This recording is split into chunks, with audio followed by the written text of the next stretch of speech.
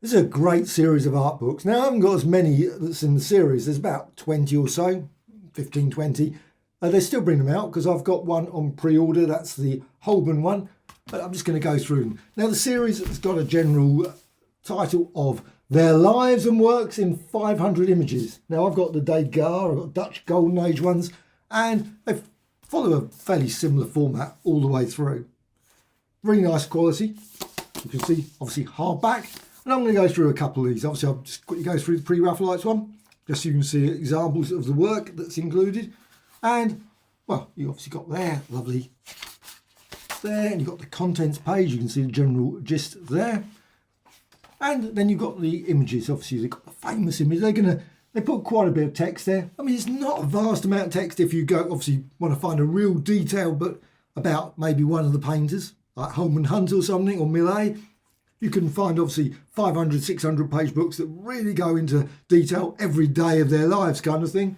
But this, it's obviously an overview of their lives. And you've got some lovely pictures.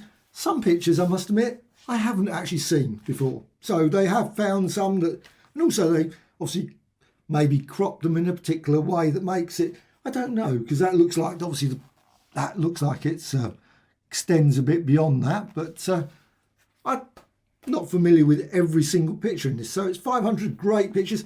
And it's not just all the famous ones as well for this one. It's see some of the other artists as well, the minor artists as they always put. I always think it's such a pity really, because quite a few of them are really good. But I suppose in the context it's more minor in terms of that they were only sort of loosely part of the pre-Raphaelites. You got like Maddox Brown there. And you got minor pre-Raphaelites.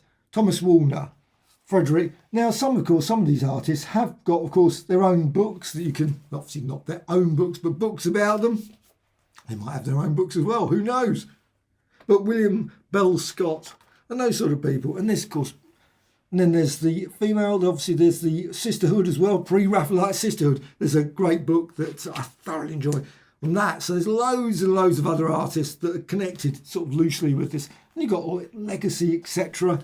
Of course, some of the artwork, you think 1917 sort of stretching the pre-Raphaelites, I think, really into a there. But some great examples of their works. And I think they're very nice quality pictures all the way through. Now, they're not huge. Obviously, though some of the pictures are not that actually large anyway. If you go to places like the Tate or something, or we've got pre-Raphaelites where I live in Maidstone. I mean, it's got some paintings on it. You think, ooh, but they're not huge. So it's obviously some are. But and it does actually say give the details. I mean, some are obviously large. This one is 50 by 68 inches, so it's quite a decent size. But this one is only 12 by 8, which is not very large. So 12 by 8. But it does give details, obviously, of, it says here, private collection, Alice Gray, Millet, and you've got Henry Wallace, The Death of Chatterton, oil on canvas. It tells you Yale Centre for British Art in the USA. Not one I've actually been to. So we've got Manchester Art Gallery, Birmingham Museum. They're all over the place. So you can find them in just second wave of pre-Raphaelites, as it says there. And just some really, this one, Arthur Hughes. Love some of his work. Now, I don't know if there are any books about Arthur Hughes. I think there's one or two. But sometimes a lot of these books are like 1922 or something. You suddenly look online and you can find them. And you think, oh, and they're quite crazily expensive at that point. But you've got some beautiful examples here all the way through. However, that's that one. Let's just quickly go through some of the others, but I just think they're great books. And this one, obviously, let's just go through one that's obviously concentrates on one person instead of the pre-Raphaelites. And you've got lots of examples, again, pictures. And again, what's the size of that? No, it doesn't actually say. It doesn't always say, but quite a few it does. Let's see. That's interesting. Here, it doesn't say the size. How odd. And then, nor does it give much information in terms of location, which is very strange as well. Oh, let's go. Some of the ones back here. Some more examples. Yeah, it's weird. That one, the pre-Raphaelite one, has a lot of detail. I suppose it just depends who was writing the book. But yeah, another one. Again, you've obviously got lots of detail there, but of course you can get real thick, massive books of Degas. And I've seen huge books, art books about Degas that are ridiculously expensive. So this book obviously is reasonably priced. This one is $16.99 in UK, $35 in the US. And you of course got small examples there. Oh, that one does actually have a size. You've got 15 by 11, which is not massive. So I mean, it's you know, a little bit bigger than that, obviously. But this one's 33 by 25, 10 by 8. So you've got 10 by 8. So I mean, that's not much bigger than, well, that page.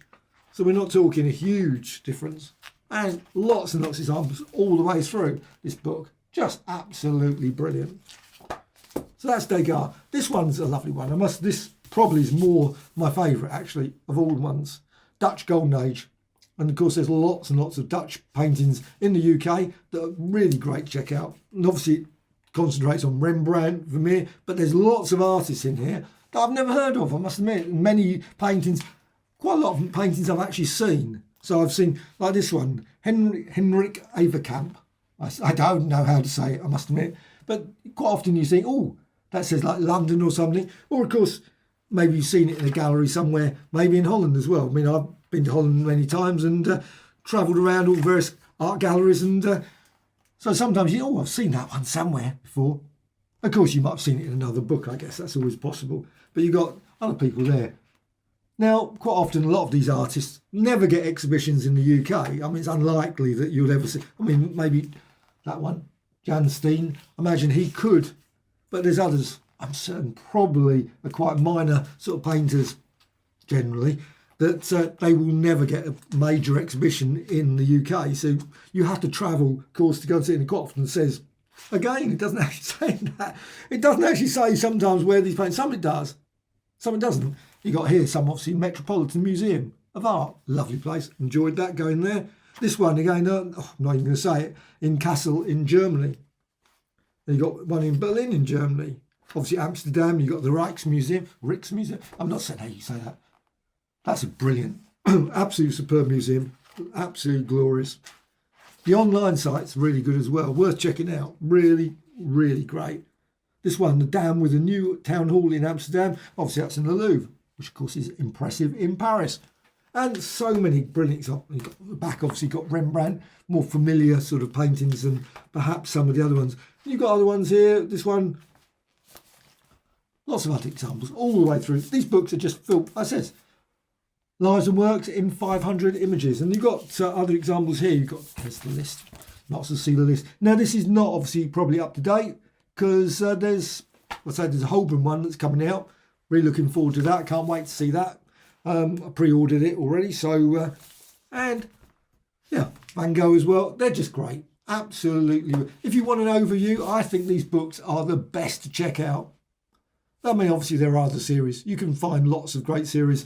But this one, I've actually enjoyed the ones I've got. And if I see them at any time, I think, oh, you know what, I will get that. I think they're also available in paperback as well, because I didn't buy one and then regretted it. It's one of those ones you pick it up in the shop and think, oh, I should buy that.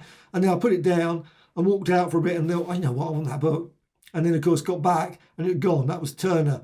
And I thought, oh, well, that's life. So that's often the way that happens. But these ones obviously hardback, but you can get them also in paperback. I don't know if they're all available in paperback. So, I mean, this one says Turner by Michael Robinson. And then there's Renoir, Rubens, Rembrandt, and so on and so on. Oh, there's also, not Picasso. There's no Picasso, which is odd. However, I don't know what they're doing in terms of the years. But the master painters of the Dutch Golden Age of that one. And, well, the other ones as well. But it's a great little series. Really worth checking out. Hope this has been of interest. Bye.